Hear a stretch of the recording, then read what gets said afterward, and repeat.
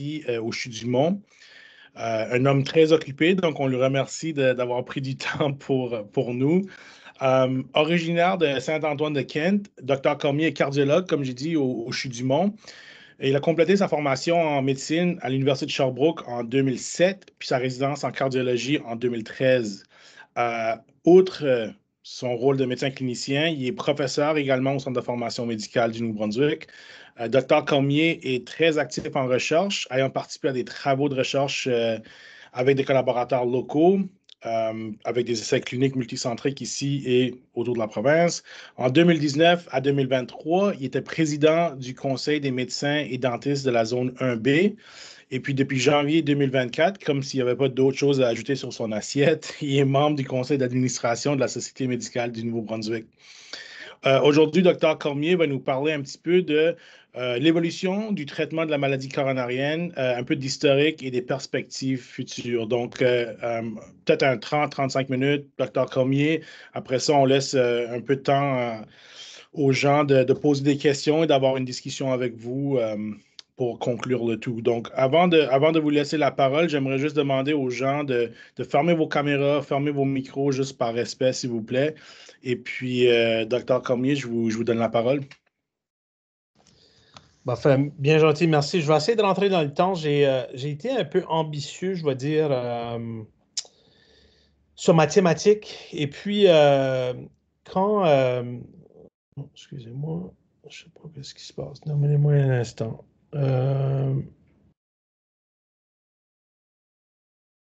Excusez-moi, il faut que j'autorise quelque chose parce que sinon ça va bloquer.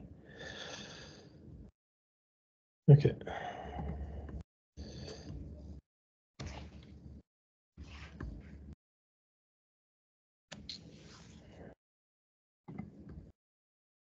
OK.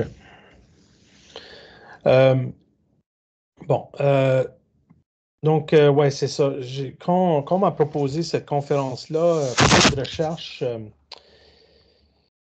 je savais pas exactement de quoi je voulais parler. Puis là, j'ai décidé de peut-être faire quelque chose un petit peu pour moi-même.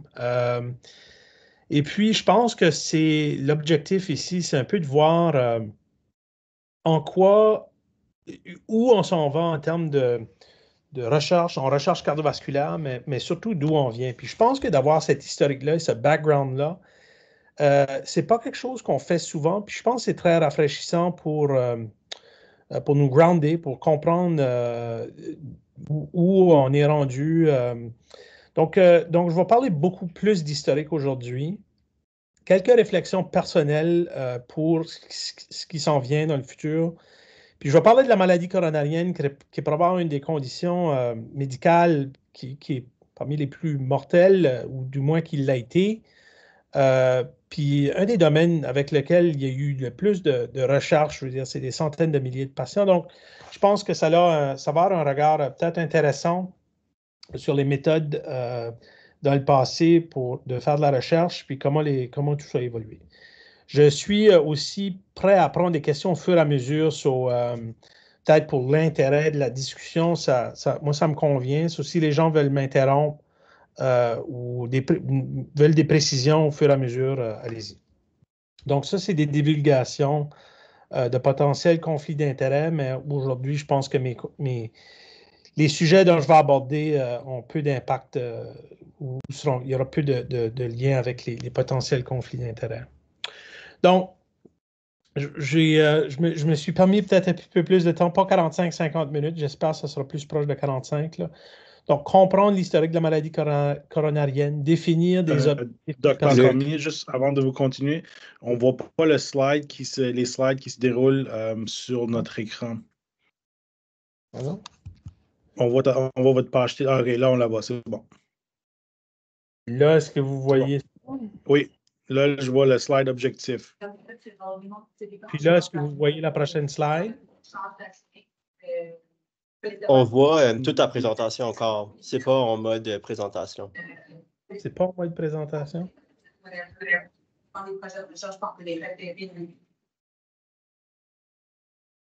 Je comprends pas pourquoi. Partager. Faut aller dans Diaporama, si je me trompe pas, pour starter la version présentation. Ouais, ça, je l'ai fait, là. Ou si tu shares ton écran une deuxième fois, des fois, c'est que ça share pas le bon. Ça, je vais refaire. Est-ce que vous avez deux écrans? Non. Non, OK. Ouais, je vois ça que ça a comme choisi toute la patente plutôt que disposition. Partager.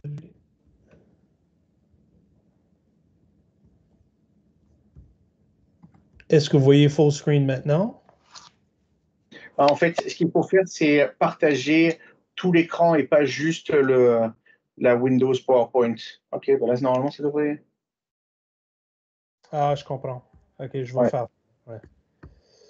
Désolé, là. C'est correct. Allez. Là, ça va? Et voilà. Oui, bon. Là, OK.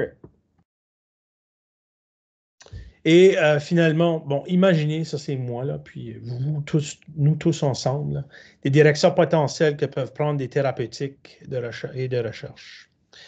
Bon, revenons un peu plus loin. Donc, à ma grande surprise, je ne le savais pas, mais Léonard de Vinci, qui est un artiste d'abord, c'est un des premiers qui a décrit l'athérosclérose. C'est-à-dire, il a défini ça comme étant des vaisseaux dans les personnes âgées qui empêchent le flot du sang via l'épaississement des tuniques en 1510. Donc, c'est pas lui qui a donné le terme de angina pectoris. Angina qui veut dire un écrasement. En Europe, on utilise souvent le terme angine pour dire mal de gorge parce que c'est comme un serrement dans la gorge. Mais pectoris, qui veut dire, bien entendu, thoracique, là, de poitrine. Là. Donc, ce terme-là qui a été donné par Eberden, qui a aussi fait, lequel on connaît, là, les médecins, les nodules d'Eberden là, dans l'endocardite infectieuse. Là. Donc, c'est lui qui a coiné ce terme-là. Et depuis plusieurs années, on décrivait une ossification des artères coronaires, c'est-à-dire pas juste un durcissement des artères, mais carrément, c'est une qualification maintenant, on le sait, mais qui pouvait venir tellement dur que c'était carrément aussi dur que de l'os. Et puis, ce qu'on a défini comme l'infarctus du myocarde, on savait que ça menait à ce qui a été défini par les Britanniques comme un quivering of the ventricles, qui était rapidement fatal. On savait que cette pathologie-là menait à une arythmie qui était fatale, qui a été décrite là, tard des années 1800, en ligaturant l'artère interventriculaire antérieure chez les chiens. Et puis, dans les mêmes années, un pathologiste avait décrit que l'infarctus était causé par une thrombose d'une artère coronaire, des changements sclérotiques ou l'ossification des coronaires, comme on l'appelait souvent dans le temps. Peu de temps après, il y a aussi deux chercheurs qui étaient russes, en fait, qui avaient décrit bien là, la clinique, puis avaient prédit que ces gens-là avaient un infarctus du myocarde basé sur telle et telle caractéristique. Et puis, ils ont été démontrés chez ces 6 sujets-là qui avaient raison une fois qu'ils ont fait l'autopsie des 6 sujets. Alors, c'est un peu comme ça que ça a commencé. Donc, l'infarctus, en fait, c'est un terme qui est plutôt récent, alors que l'angine date de peut-être 200 ans avant. Et le médecin qui est encore une fois un Britannique, si je me rappelle bien, c'est celui qui avait décrit le traitement de l'infarctus, c'est-à-dire l'alitement au repos total en 1912. Puis il avait utilisé l'électrocardiogramme pour poser le diagnostic de l'infarctus du myocarde. Il s'ensuit quelques années plus tard qu'il y avait plusieurs personnes qui étaient, puis c'était surtout des hommes, c'était beaucoup plus prévalent chez les hommes, du moins c'est ça qui était décrit, qui étaient donc productifs, qui étaient sur le marché du travail, qui avaient 40 ans, 50 ans, et qui avaient des décès soudains ou des événements cardiaques qui étaient incapacitants, et tout ça, ça l'a amené à l'intérêt à mettre en place en 1948 le Framingham Heart Study, dont je vais parler peut-être un petit peu plus loin. Puis, ce qui a fait aussi bouger les choses, c'est quand le président Eisenhower a fait un infarctus en 1955, il était en vacances au Colorado. Et puis, bon, il a fait un bon infarctus. Il a été envoyé à un hôpital militaire. Ils ont fait fly in un cardiologue du Massachusetts General de Boston et qui était considéré comme étant le cardiologue des plus proéminents aux États-Unis à l'époque. Et essentiellement, il a été traité avec ce qu'on appelait le traitement moderne, c'est-à-dire une tente à oxygène, de la morphine, de la papavérine, de l'atropine et de l'héparine non fractionnée et de la warfarine en 1955. Donc, il a survécu cet infarctus-là, mais il a fait un gros anévrisme ventriculaire, c'est-à-dire une déformation du ventricule à cause de l'infarctus, puis il a fait un AVC pendant une session avec son cabinet en 1957. Puis, il avait été mis sous les anticoagulants pendant quelques temps, mais ce n'était pas à long terme que les gens les gardaient à ces époques-là. Puis, en 1969, après avoir fait 7 infarctus, le président Eisenhower, qui n'était plus en fonction à ce moment-là, il est mort. Donc, essentiellement, le traitement de l'infarctus, je vais parler des différents éléments, d'où ça vient, mais le traitement moderne qu'on connaît aujourd'hui a commencé à peu près au milieu des années 80. Et on va revisiter un petit peu qu'est-ce qui s'était fait avant. Donc, les complications de l'infarctus, à l'époque, quand on décrivait l'infarctus dans les années 30 jusqu'à 50, 60, le taux de mortalité d'un infarctus, c'était de l'ordre de 30 à 40%. Donc, les gens étaient mis à l'hôpital dans une unité de soins quelconque, n'importe où, puis on les retrouvait morts essentiellement après quelques jours quand ça arrivait. Et on avait reconnu que la fibrillation ventriculaire, qui est une arythmie maligne, mortelle, là, où comme ceux qui savent, là, à la télé, on charge le défibrillateur et on choque et on réanime. C'est la cause principale de la mortalité soudaine. Mais il y a d'autres complications qui peuvent arriver. Et puis, essentiellement, on essaie de manager toutes les complications à l'époque, c'est-à-dire l'anévrisme ventriculaire qui pouvait mener à des AVC, donc ça, ce qui est évidemment encore plus incapacitant selon moi qu'un infarctus, de l'insuffisance cardiaque et des ruptures myocardiques et piliers mitrales, où là, quand ça arrivait, mais essentiellement, c'est presque une mort assurée à l'époque. Donc, ça ressemble à peu près les premiers traitements de l'époque, c'est-à-dire la tente à oxygène quand ça existait chez ceux qui en avaient accès, le bed rest total pendant 4 à 6 semaines et le traitement de la douleur. Durant les années 50 est arrivé différents termes là, ça c'est le cardioscope, mais il y avait plein d'autres termes pour essentiellement un monitoring cardiaque qui n'était pas en continu. Puis le monitoring cardiaque, c'était utilisé surtout au début, dans les années 50, pendant des chirurgies. Ça a été très problématique. Puis comme vous voyez sur la photo en haut, on le met très haut du sol parce que quand il y a des gaz anesthésiants qui venaient en contact avec l'électronique de tout ça, il y a eu des explosions dans les salles d'opération. Donc, on le gardait haut parce que les anesthésiants, ils restaient plutôt proches du sol. Puis ça a été la routine par la suite de mettre les moniteurs cardiaques quand ça existait plutôt loin du sol. Et puis, il y avait essentiellement un petit écran avec un tracé qui était continu, mais qu'on pouvait pour la plupart du temps pas enregistrer rien.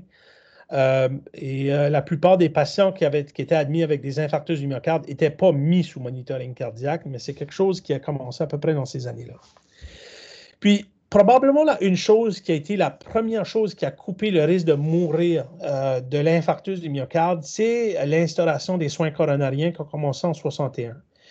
Puis Eugene Braunwald, qui est probablement un des pères de la cardiologie moderne, qui est toujours vivant aujourd'hui, à 96 ou 94 ou 96 ans, a dit que le CCU, c'est-à-dire Coronary Care Unit, était probablement une chose qui a eu le plus d'importance pour le traitement de l'infarctus du myocarde depuis les années 50.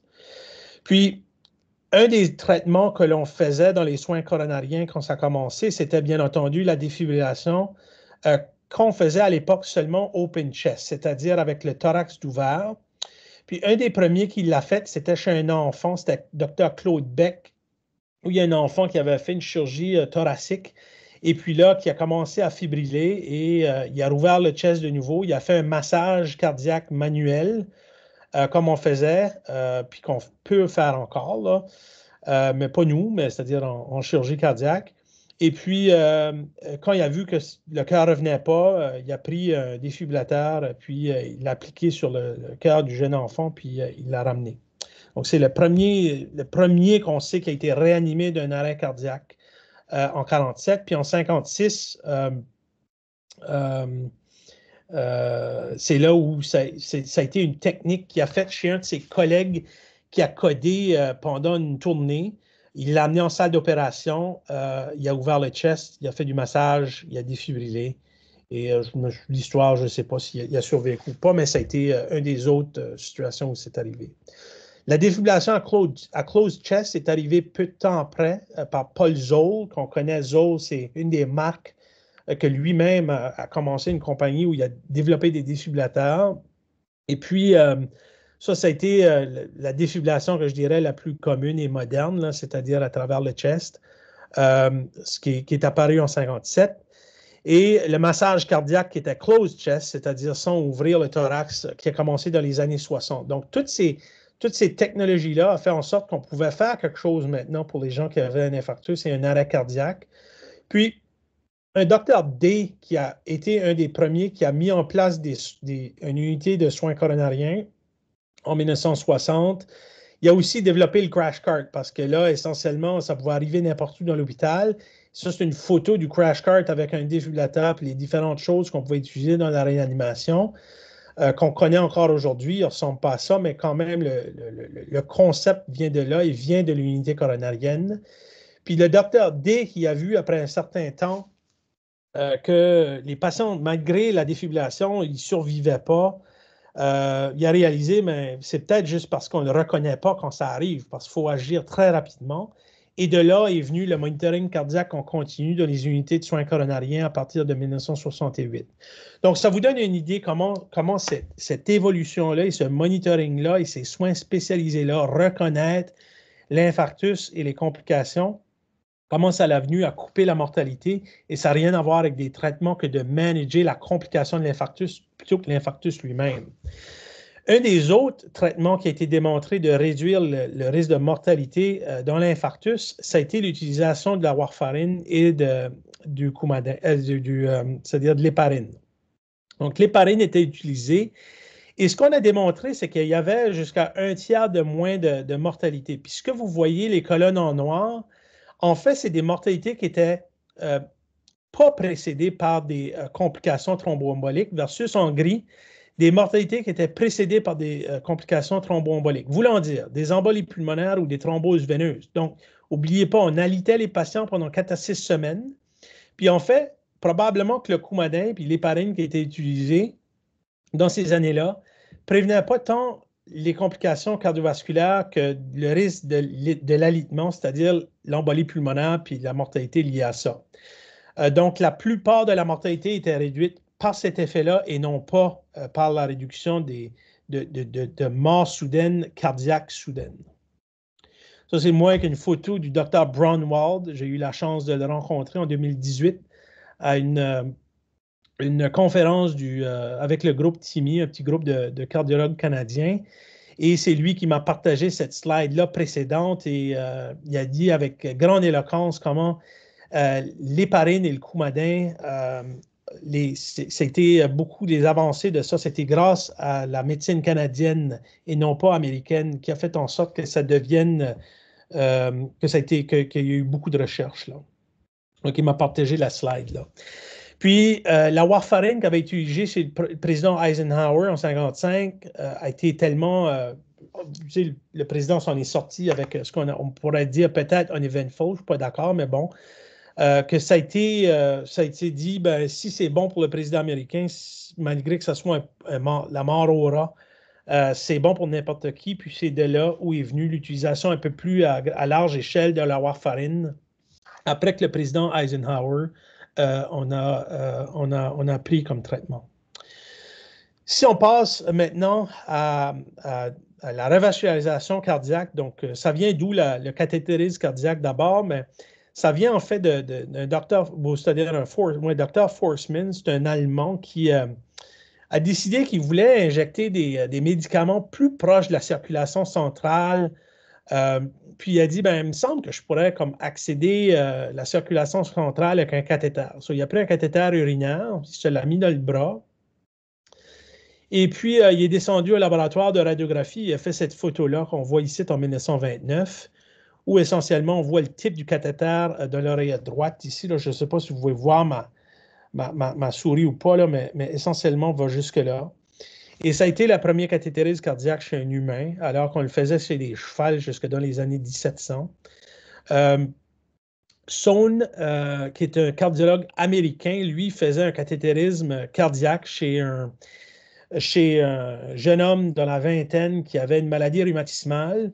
Et le cathéter, dans le temps qu'il était dans le ventricule pour des mesures de pression, puis il injectait aussi du contraste à ce moment-là dans le ventricule pour mesurer la maladie rhumatismale, etc. Le cathéter a whippé, puis il était en train d'injecter, puis il a injecté par inadvertance une coronaire droite. Les colorants dans ce temps-là n'étaient pas comme aujourd'hui. Ça avait un poids moléculaire qui était très élevé. Le patient a fait une longue pause cardiaque, puis ils ont dit, bon, on l'a tué. Mais essentiellement, ils l'ont fait tousser, ils ont donné quelques claques d'en face, puis il est revenu. Ça a été la première injection d'une artère coronaire en 1956 par inadvertance. Donc là, il a dit, OK, mais peut-être que ce site, on peut aller plus loin avec ça. Et de là est venue essentiellement la coronarographie. Il y a un docteur Judkins et un autre dont j'oublie le nom, qui ont développé des cathéters beaucoup plus simples à manipuler pour accéder les artères coronaires quelques années plus tard. Et la technique de Sohn, qui était plutôt compliquée, a été beaucoup simplifiée par des cathéters qui étaient comme préformés par Judkins et qui a fait en sorte que c'était plutôt facile là, d'accéder aux artères coronaires quelques années plus tard. Puis, quand on a découvert à ce moment-là qu'il y avait des artères coronaires, on pouvait les imager, on voyait qu'ils étaient bouchés. On a remarqué que si on les bypassant, on pourrait peut-être améliorer le flow et la survie de ces patients-là. C'était la première technique qu'on avait démontrée. Puis, le premier pontage a été fait par un cardiologue américain en 1962 à Duke. Puis, le premier pontage qui a été imagé, il avait été fait encore une fois par Sohn, par le docteur René Favarloro, qui est un Argentin, qui lui avait fait un pontage. C'est le premier pontage qui avait été imagé en 1967, donc il y avait eu très peu de pontage dans ces années-là. Puis la raison qu'on faisait les pontages, mais on avait remarqué dans les années 60, par une série de patients, que plus que tu avais de vaisseaux qui étaient bouchés, mais plus que ton risque de mortalité était élevé. Comme on voit, le taux de mortalité annuel de 12% quand tu as 3 vaisseaux bouchés, quand même très élevé.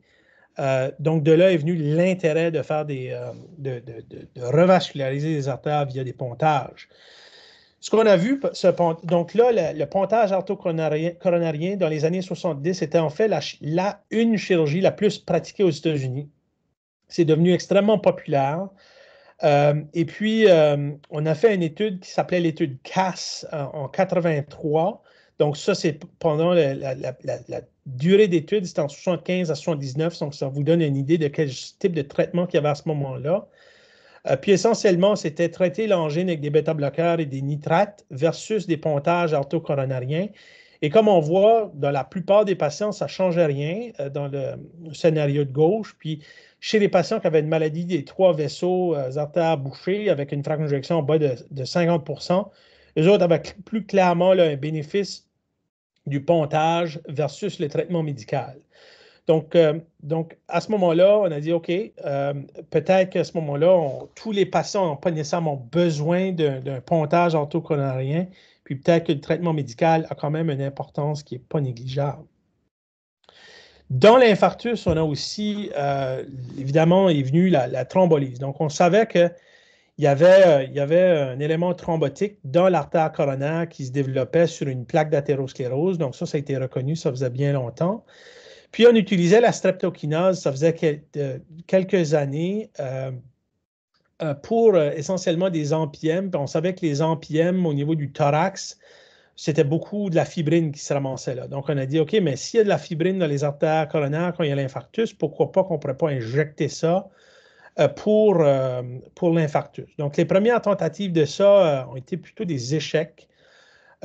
C'était donné de façon systémique, puis ça n'a pas été des gros succès. C'était très mal toléré, surtout les premières formes de streptokinase qui avaient été inventées.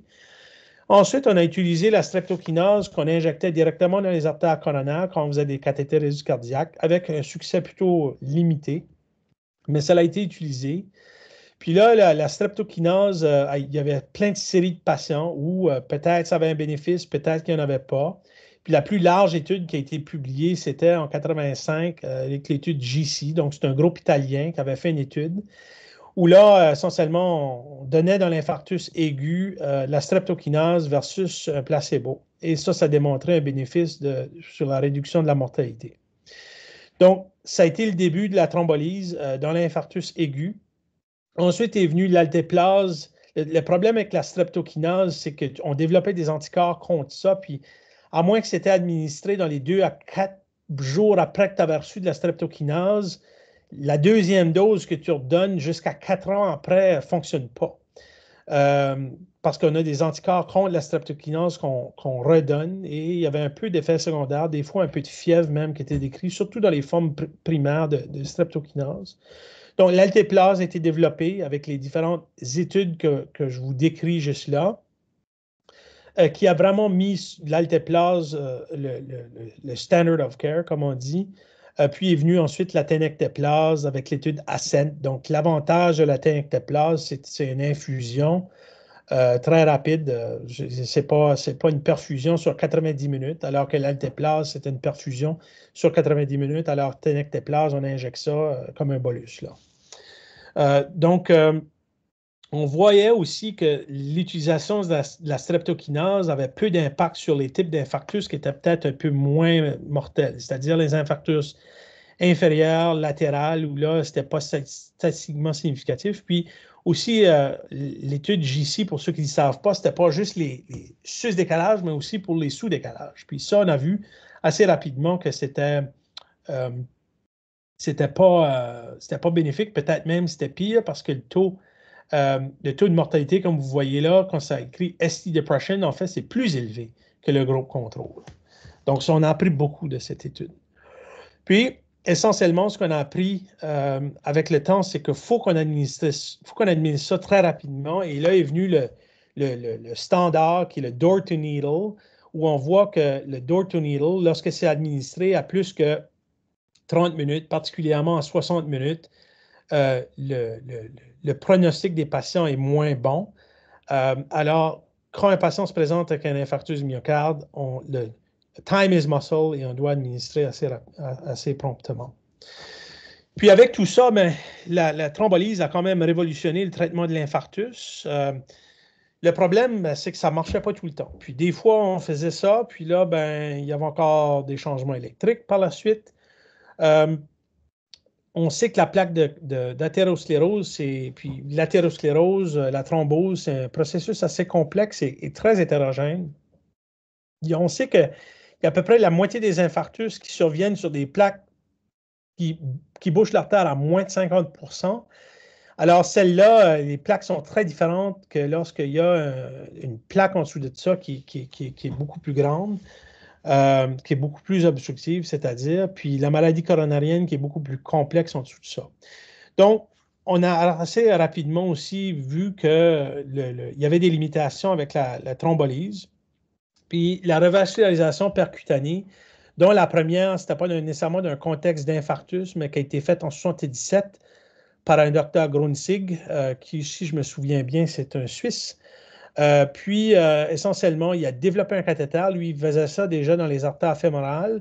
Il a développé un cathéter à double lumière où il était capable d'injecter de l'air dans le ballonnet. Et ça, c'est des photos ici, là, comme on voit là, dans la première photo ici, une artère coronaire qui est quand même sévèrement sténosée. Il avance un guide, il gonfle un ballonnet et là, par la suite, oups, on voit que la lumière s'est rétablie. Donc ça, c'est l'exemple de la première revascularisation par cathéter en 1977.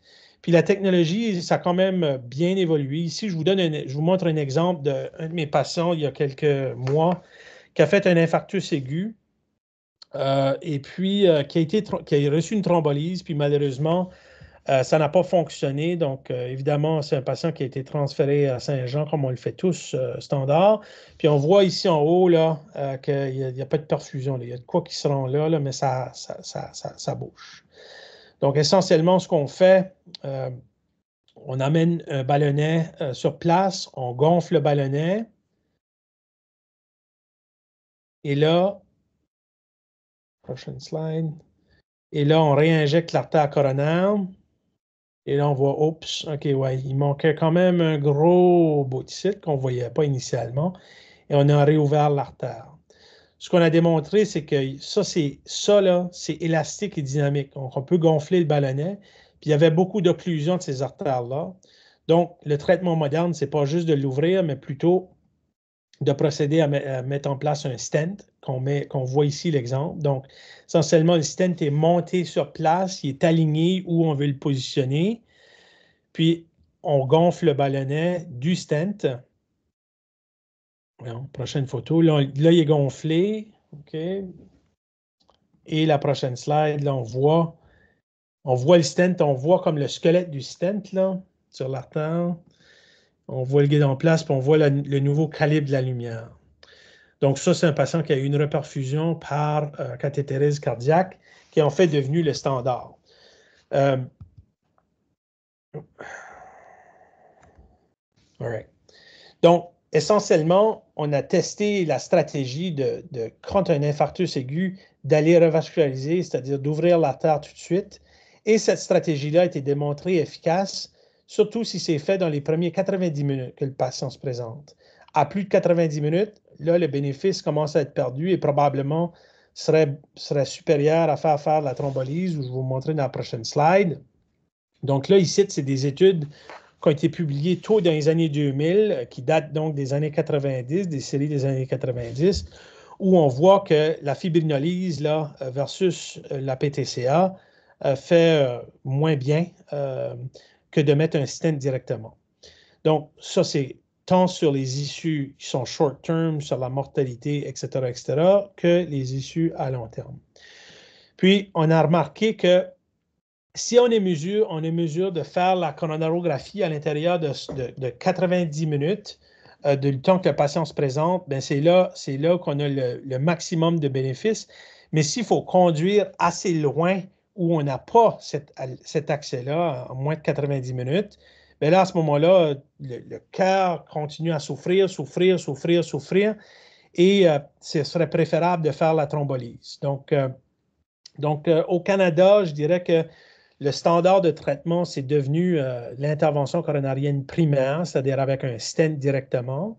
Et les places au Canada où on n'a pas cet accès-là à moins de 60 minutes de drive, c'est-à-dire 90 minutes du temps où tu te présentes, ça demeure la thrombolyse. Puis malheureusement, au Nouveau-Brunswick, on est une des provinces avec le pire accès à l'ICP primaire au Canada, derrière l'île du Prince-Édouard, parce qu'ils n'ont pas de centre de cathétérisme cardiaque.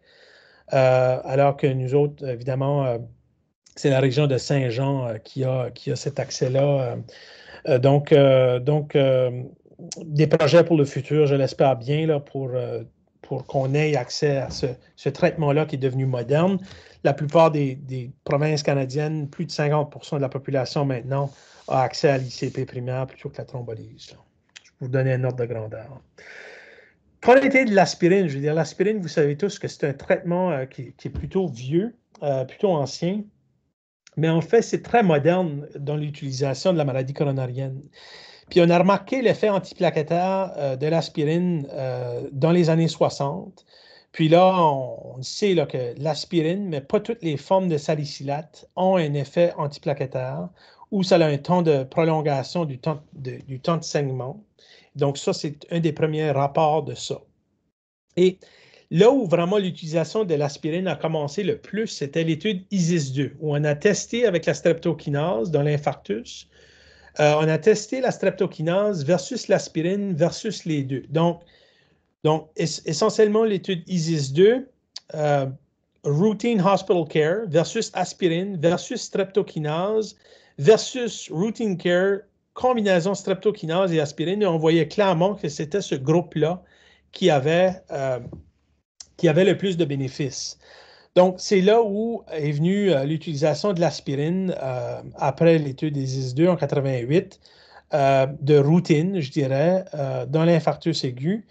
Puis, ça a été supporté pas loin dans la même année par le Physicians Health Study, où on avait pris essentiellement des médecins hommes américains, où on les avait fait prendre de l'aspirine versus un placebo. Et ça, ce n'est pas dans l'infarctus, mais plutôt à long terme, avec X nombre de critères, où on remarquait que chez les médecins, du moins, on réduisait le risque d'infarctus avec de prendre une aspirine par jour de l'ordre de 44%.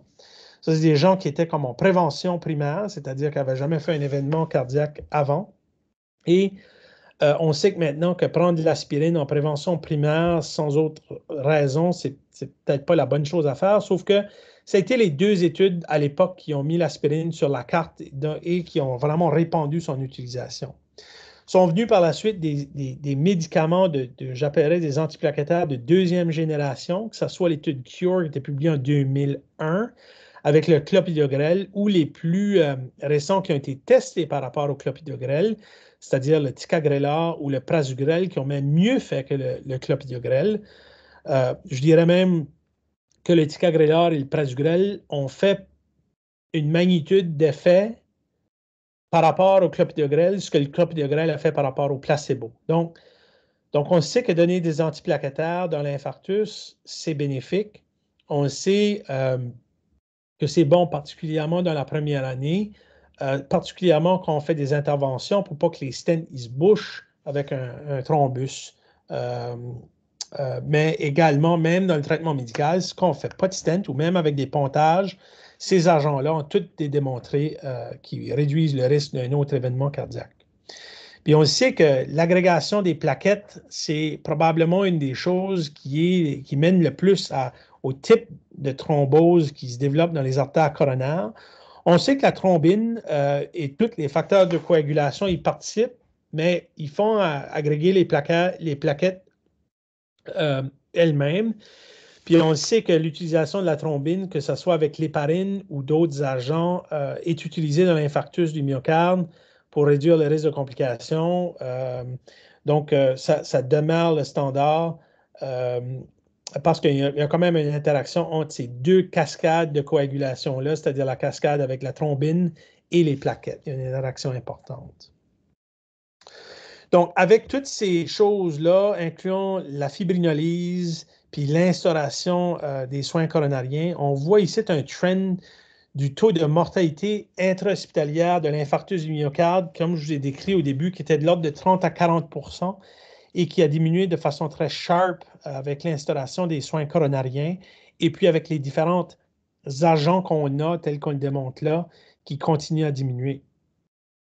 Puis, quel est les traitements médicaux que j'appellerais adjoints dans l'infarctus du myocarde? Bien, en fait, on a démontré dans les années 80 que l'utilisation des bêta-bloqueurs, soit avec le timolol dans une étude norvégienne, avait une réduction du risque de mort subite et de la mortalité. Est venue ensuite une autre étude avec des bêta-bloqueurs, ici avec du métoprolol, qui a démontré une réduction de la mortalité.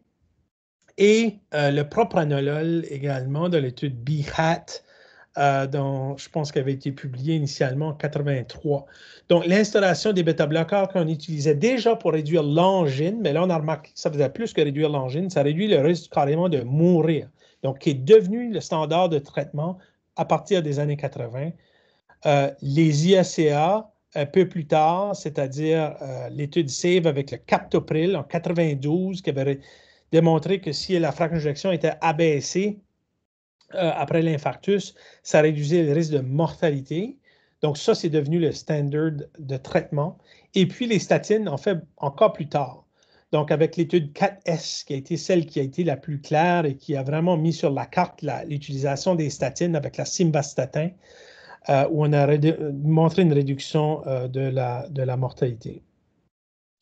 Est venu aussi d'autres études, soit avec le pravastatin peu de temps après.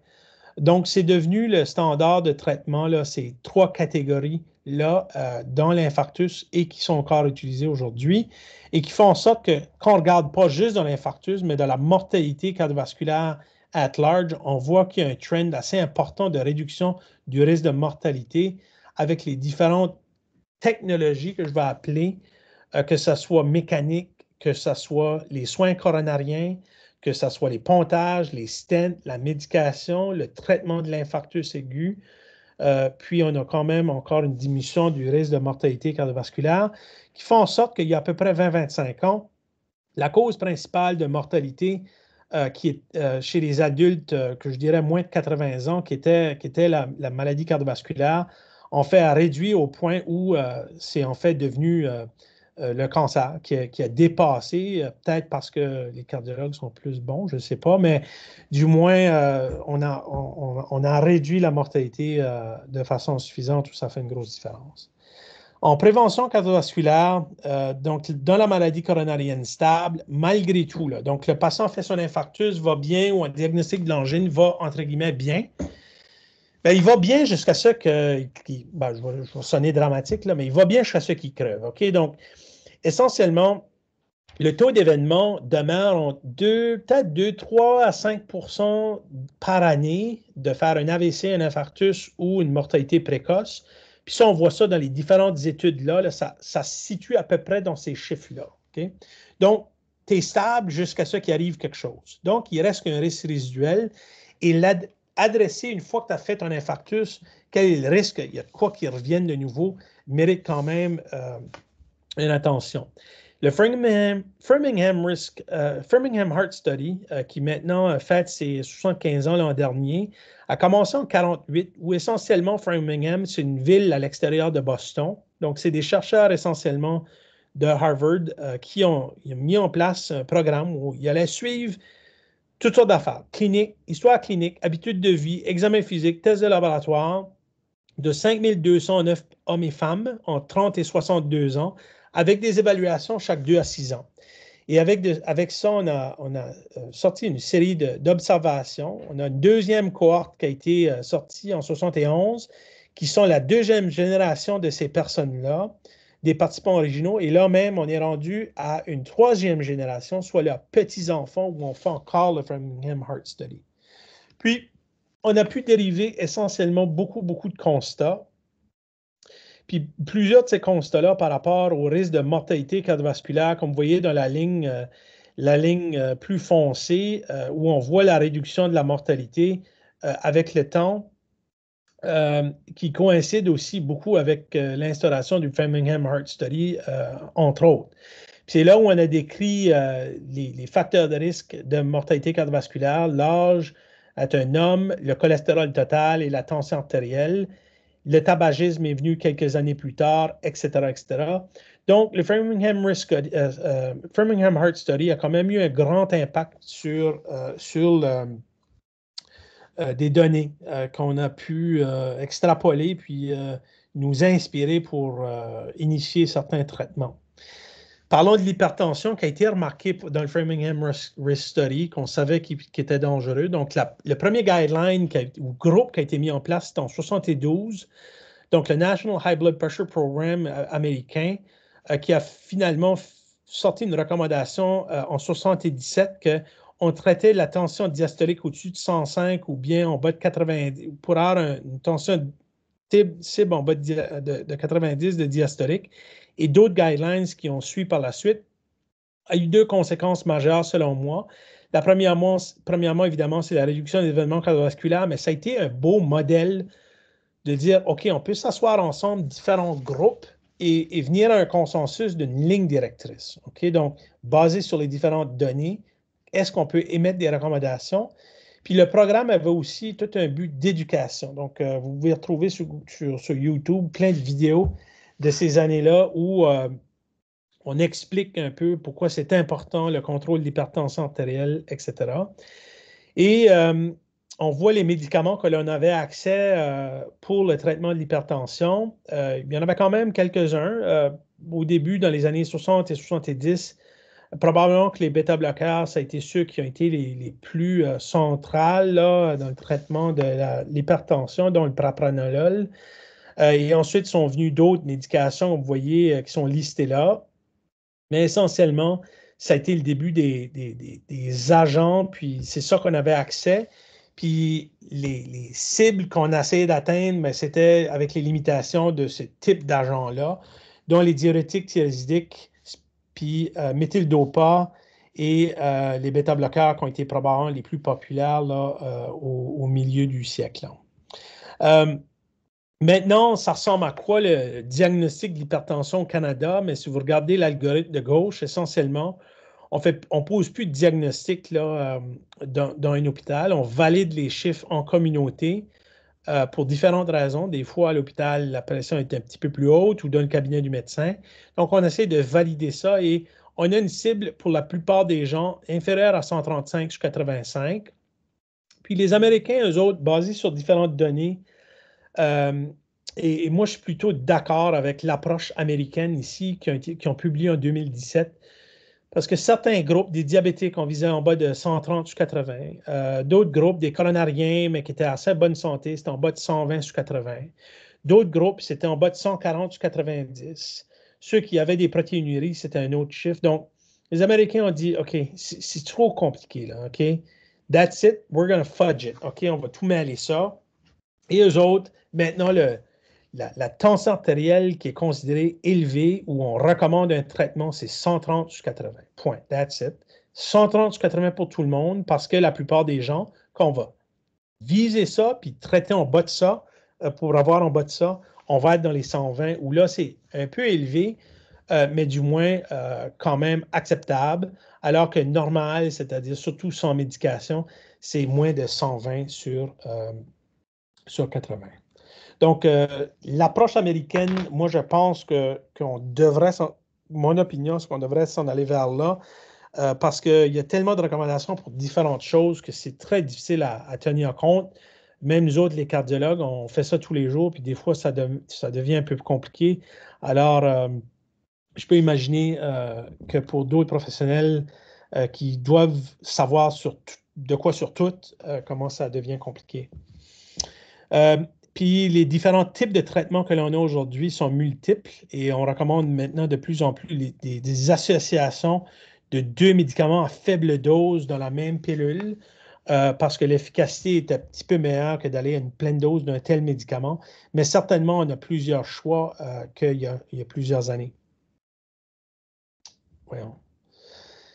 D'autres mesures pour le traitement de l'hypertension ou le management de l'hypertension, ça a été la gestion du sel. Puis ça où on a eu la plus belle exemple de ça, c'est une province finlandaise qui est la Carélie du Nord. Essentiellement, ils ont mis en place une politique publique agressive où on faisait même des collectes urinaires de 24 heures pour mesure du sodium, des campagnes des médias, la participation de l'industrie agroalimentaire où justement, on leur disait, on va vraiment limiter le sodium.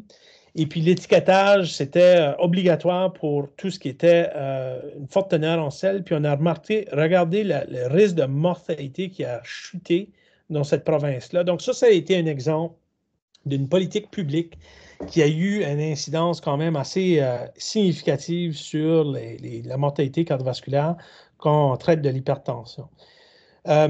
D'autres mesures de santé publique qui ont été bien efficaces, ça a été le tabagisme. Là, comme on voit ici, en 1965 au Canada, plus de 50% des hommes fumaient. Et là, on est rendu de l'ordre de 10 à 15% et un peu moins.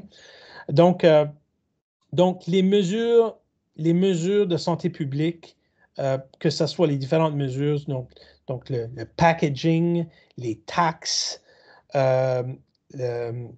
la restriction que ça ne soit pas si facile de fumer, etc., ça a des impacts. Et ça, c'est un exemple le tableau de droite là, de l'Organisation mondiale de la santé qui nomme différentes mesures qu'on devrait mettre en place pour limiter le tabagisme.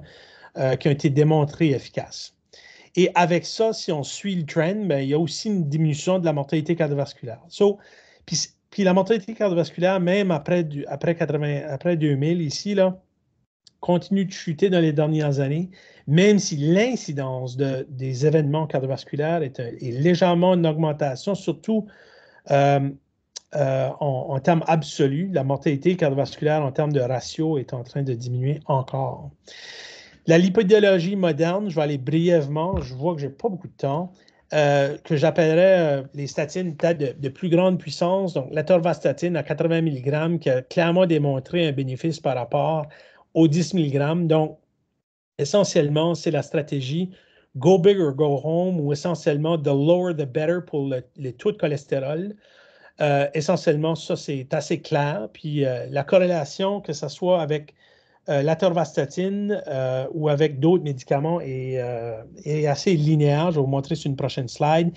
Et vous voyez que les statines ne sont pas toutes équivalentes en termes de potency. Là. On voit que la rosuvastatine, qui réduit le LDL de l'ordre de 65% avec ses doses maximum, l'atorvastatine, qui sont les deux statines les plus potentes là, que l'on a actuellement sur le marché et les autres avec une moindre efficacité.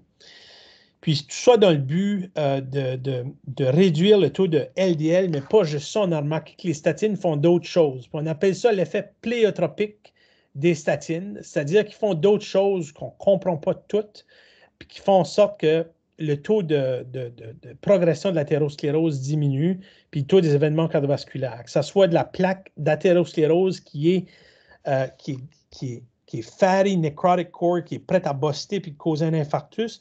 Elle va la transformer, la statine, la rendre dans une plaque qui devient beaucoup plus épaisse, beaucoup plus stable, qui risque moins de rupturer, et à la longue, qui va même calcifier la plaque d'athérosclérose dans un processus de guérison normale. Donc, la calcification de l'artère coronaire n'est pas normale quand elle est sous l'effet sans traitement, c'est-à-dire, mais avec traitement, quand il y a une plaque ou qu'on retrouve des calcifications après 5 à 10 ans de l'effet des statines, la calcification de l'artère coronaire est en fait quelque chose qui est souhaitable et retrouvé régulièrement.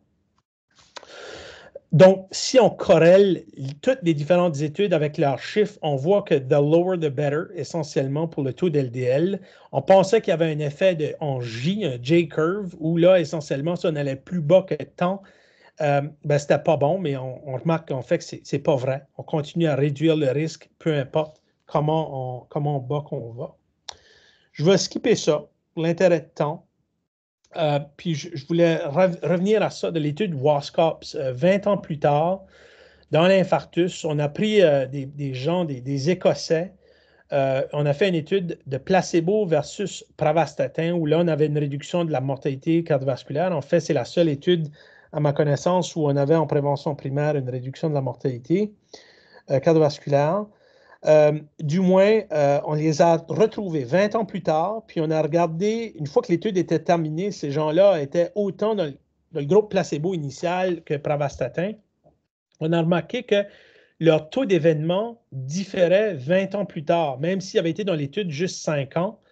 Leur protection qui avait été donnée 5 ans plus tôt, c'est-à-dire 20 ans plus tôt, dans le groupe d'études, continuait à se manifester. Donc, il y a un effet qu'on appelle legacy. Donc, de traiter tôt pour les statines nous gagne du temps qu'on n'est pas capable de récupérer beaucoup plus tard quand on initie un traitement. Donc, ça fait partie des raisons de lesquelles qu'on traite les lipides avec des statines. L'idéal, c'est de commencer tôt, dès que c'est indiqué, parce que rendu 25, 30, 40 ans plus tard, il y a un effet qu'on n'est pas capable de regagner. On sait aussi que l'inflammation a un effet majeur sur le risque d'événements cardiovasculaires qu'on a remarqué non seulement avec les statines comme la rosuvastatine. On a pris des gens qui avaient un taux de CRP qui était plus de 2. On les a randomisés à du rosuvastatin versus placebo et juste basé là-dessus, il y avait une réduction des événements cardiovasculaires. On a remarqué aussi qu'en traitant spécifiquement un interleukine, soit l'interleukine 1B, on avait avec le canakinumab une réduction des événements cardiovasculaires. Donc, ça ne vient pas plus traiter l'inflammation que ça. Et avec la colchicine, donc 2 études dont nous, notre groupe, on a fait l'étude Colcotte, donc colchicine versus placebo, comme effet anti-inflammatoire, qu'on pense du moins que c'est ça le mécanisme. On réduisait les événements cardiovasculaires de l'ordre de 23%. Et ça, que ce soit dans l'étude Colcotte après un infarctus ou dans la maladie coronarienne stable avec l'étude australienne Lodoco. Donc, la colchicine qui n'est pas encore beaucoup utilisée, mais clairement qui appuie la thèse de l'inflammation chronique dans les artères coronaires. Quand on atteint ça, on réduit les événements cardiovasculaires. Spécifiquement dans le diabète, le Jardiance et le liraglutide, qui ont été les 2 premiers médicaments qui ont spécifiquement démontré la réduction d'événements cardiovasculaires. Donc, c'est pour ça que ces 2 classes-là, dont donc le Jardiance, qui fait partie des inhibiteurs de la GLT2, et le liraglutide, qui est un cousin aussi du semaglutide, que vous connaissez très bien sous la forme d'Ozempic, devenu très populaire parce que ça réduit les événements cardiovasculaires, particulièrement chez les diabétiques. Mais lo and behold, le semaglutide, qui a été testé pour réduire les événements cardiovasculaires chez les patients qui ont une obésité sans diabète, a démontré une protection cardiovasculaire de 20%.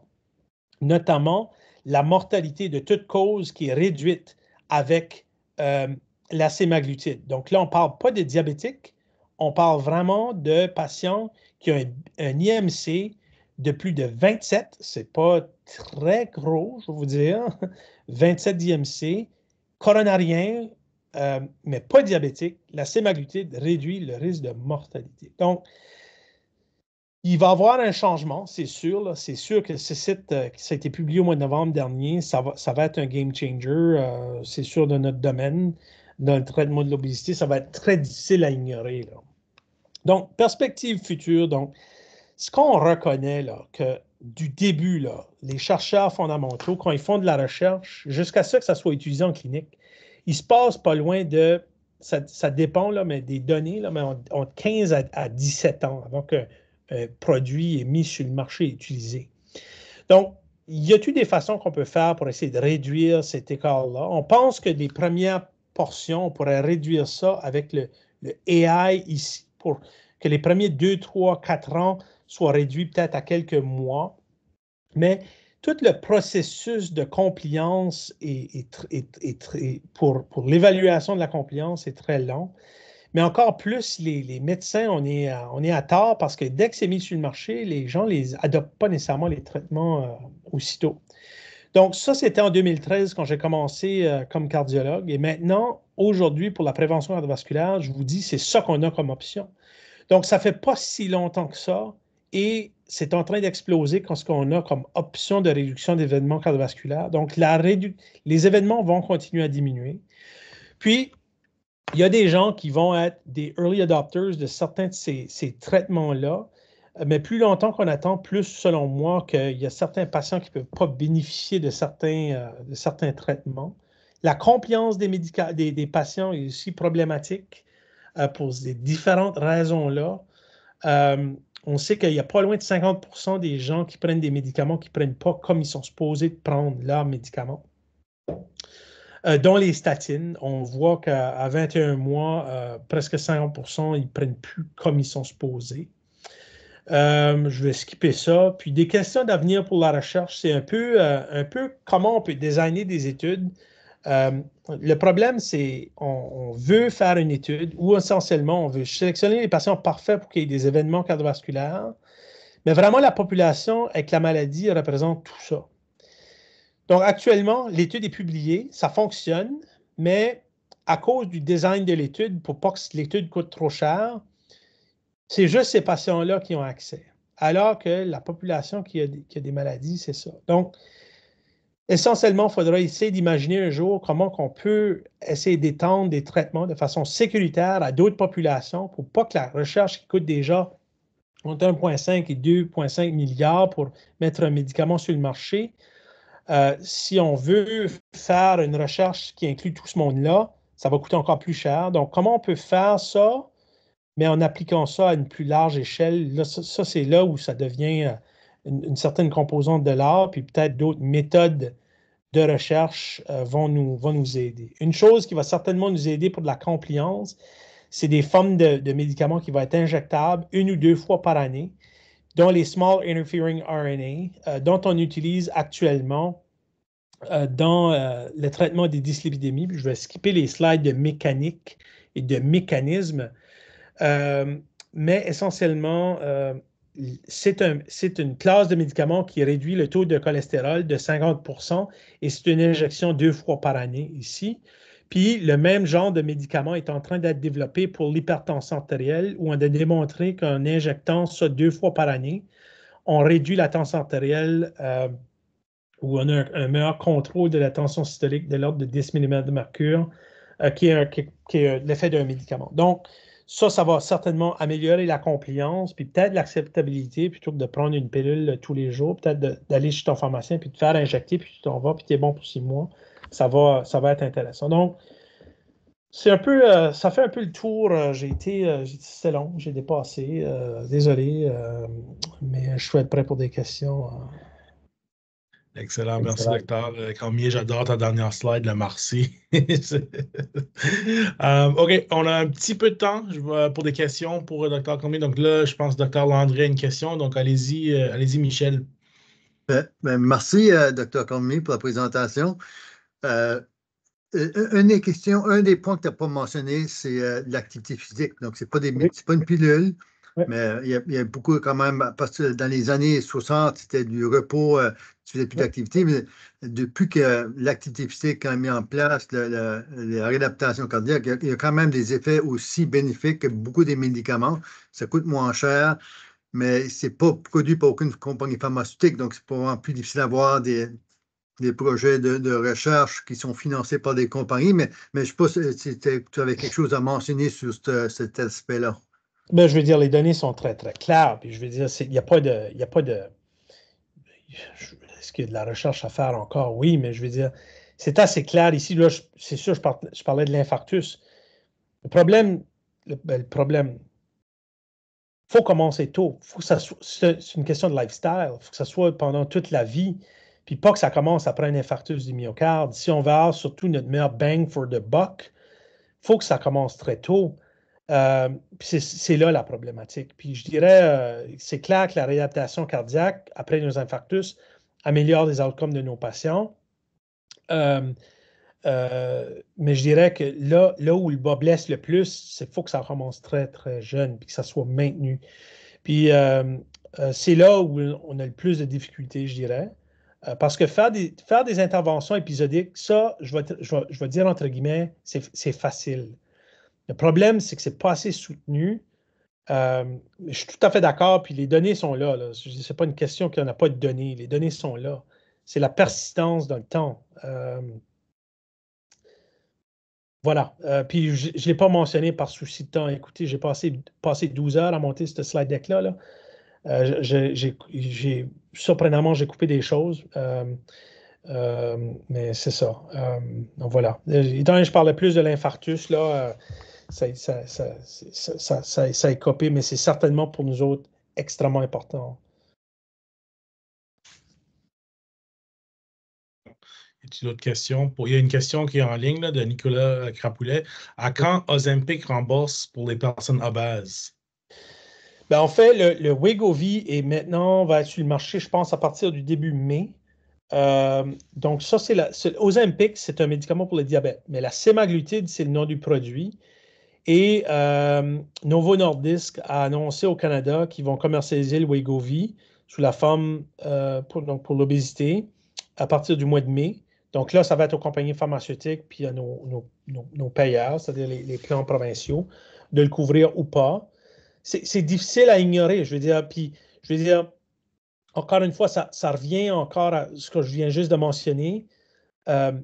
Les habitudes de vie sont très importantes. À un moment donné, on le sait, tu tombes dans une spirale, c'est très difficile à s'en sortir. Puis, d'ignorer cette classe de médicaments-là, ça serait, je veux dire, de dire que ça n'a pas l'effet que ça fait, ce serait injuste parce que ça réduit la mortalité cardiovasculaire, surtout les cardiaques. Donc, Moi, je pense qu'il va y avoir une grande place pour ça. Il y en a qui disent peut-être, il y en a qui disent malheureusement.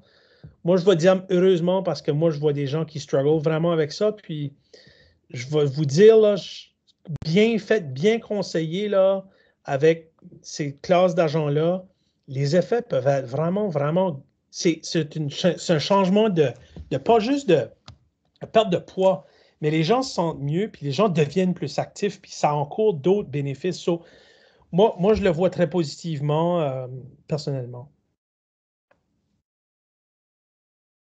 Voilà. Sébastien. Bonjour. Merci, Allô? Dr. Cormier, pour la présentation. Tu as parlé vite des statines puis leurs effets. J'ai oublié le mot que tu as utilisé. Pléiotropique, oui. Exactement.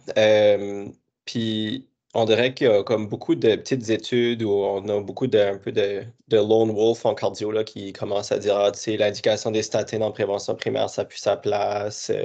Puis on dirait comme quelqu'un qui fait de la première ligne, on dirait que ta présentation a comme un peu recontextualisé toute la littérature des statines, par exemple, pour dire que finalement, il y a plus une indication que ça, finalement, puis on devrait peut-être suivre, c'est comme le Framingham, ce qui a été publié initialement, puis ça. Ça, je pense, où on est. Ce qui vient mieux, puis ce qu'on fait moins bien, puis qu'on peut faire mieux, puis que je ne sais pas comment le mettre en place à large échelle, c'est de définir qui est en prévention primaire, qui en a plus de besoins que d'autres. OK?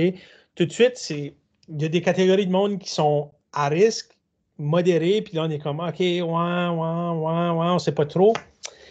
Puis on a des outils de plus en plus pour mieux définir ce risque-là. Puis, mais ça, ce n'est pas si simple que ça. Ça inclut le score calcique, ça inclut d'autres paramètres comme la lipoprotéine A. Je pense que ça va, d'ici à 10 ans, inclure de la génétique de façon beaucoup plus, puis de la génomique, là, de façon beaucoup plus pratique que l'on a actuellement. Je ne sais pas comment le définir encore, mais ça, là, c'est là où, en prévention primaire, où c'est très dur à dire. Les Européens, eux autres, ont dit, OK, au-dessus de 75 ans, en prévention primaire, ça n'existe plus de la prévention primaire, mais on ne traite même pas. Ça va arriver, mais on ne traite pas. Alors que les Américains ont pris un autre sens, puis nous autres, un peu entre les deux. Donc, question difficile. C'est clair que ça a un bénéfice. OK? Ça, il n'y a pas de doute. La question, c'est qui les bonnes personnes? Puis ça, c'est une question difficile. Ouais. Puis je pourrais faire une pleine présentation là-dessus, puis j'aurais juste effleuré du sujet. Ouais. OK. Merci. Donc, une dernière question, juste par intérêt du temps. Là. Je sais, on pourra passer l'après-midi à jaser avec vous. Luc. Il y a une question en ligne qui dit le produit injectable aux 6 mois serait-il bientôt accessible? Donc, pour les lipides, ça l'est déjà. On l'utilise. La classe qui s'appelle les inhibiteurs de la PCSK9 ont été développés. C'était des anticorps monoclonaux. Depuis 2015, on a accès. C'est accessible. Le problème, c'est qu'on n'a pas accès parce que les assureurs ne veulent pas les payer. Parce que c'est cher, c'est 6 000 $ par année. Les injectables aux 6 mois, c'est à peu près les mêmes prix, mais c'est sûr qu'on a peut-être la compagnie fait une meilleure job, selon moi, là, pour que ça soit facilité, pour que ça soit couvert. Mais on l'utilise. Puis on l'utilise actuellement, selon Santé Canada, en plus d'une statine. Mais ça veut dire une statine. Donc, des gens qui peuvent ne pas en tolérer beaucoup, si on prenne un peu, ça peut être approuvé. Puis, je dirais qu'on est un groupe, nous autres, de cardiologues qui en utilisent pas mal, probablement, pas mal plus que la moyenne canadienne actuelle. Justement, parce que, je veux dire, l'effet est quand même assez remarquable. Il y a encore des études en cours pour les issues cliniques, là, mais pour l'efficacité sur l'abaissement des LDL, il est en cours. Sauf que moi, ce que je trouve très intéressant, c'est que peut-être qu'un jour, je me dis, je ne sais pas, peut-être qu'un jour, tu vas pour ton injection 6 mois, puis c'est fini. Tu n'as plus besoin de prendre ta pilule tous les jours. Puis ça, je trouve ça intéressant. En plus, avec une tolérance que, arguably, qui est meilleure que les pilules, sur un average. Là. Donc, je veux dire, moi, je trouve ça extrêmement intéressant pour la compliance. Je trouve ça extrêmement intéressant pour aussi parce qu'on sait s'ils sont allés le prendre ou pas. S'ils le prennent, c'est facile à le savoir parce qu'ils n'ont pas été à leur injection. Donc, je sais pas. Moi, je prédis que dans 10 à 20 ans, il va y avoir la moitié des gens qui vont prendre une certaine catégorie de médication. Ça va être une injection 6 mois, puis ça va être fini. Puis ils vont prendre quelques autres comprimés. Là, ça ne va jamais arrêter, mais les coûts vont diminuer parce que la technologie là, est bien établie maintenant sur le Small Interfering RNA. Puis je pense qu'il va juste avoir de l'expansion. Excellent. Good. Écoute, Dr. Cormier, merci beaucoup pour ton temps. J'ai adoré la présentation avec ton survol historique et tes approches dans le futur, où est-ce qu'on s'en va, qu'est-ce qui est possible, de ton expertise, ta façon de voir les choses. C'est très rafraîchissant. Donc, merci beaucoup pour ton temps. Merci à tout le monde qui s'est joint à nous aujourd'hui. N'oubliez pas, la présentation au Dr. Cormier sera en ligne sur notre site du Centre de formation médicale. Donc, si vous voulez la partager, la regarder de nouveau, s'il vous plaît, vous pouvez y accéder. Puis juste un petit plug, nous autres, pour la dernière conférence mensuelle du Centre de formation médicale aura lieu le 30 mai avec le professeur Moulay Akhloufi sur l'intelligence artificielle et la santé. Donc, un autre sujet qui est quand même assez intéressant, qui est quand même de pointe en ce moment. Mais pour revenir à vous, Dr. Cormier, merci beaucoup. Merci encore pour votre temps, 12 heures pour faire ce slide set, j'ai aucun doute. Donc, on apprécie que vous avez pris le temps de faire ça pour nous. Puis, on vous souhaite une belle journée, puis une belle journée à tout le monde aussi. Merci à tout le monde, puis désolé d'avoir été un peu over. Non. Bon printemps. Salut. Ciao.